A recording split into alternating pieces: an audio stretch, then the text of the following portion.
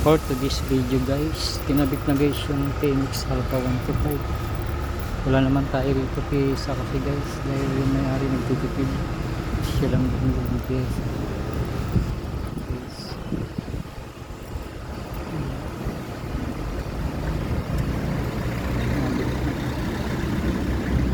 I-align pa rin to.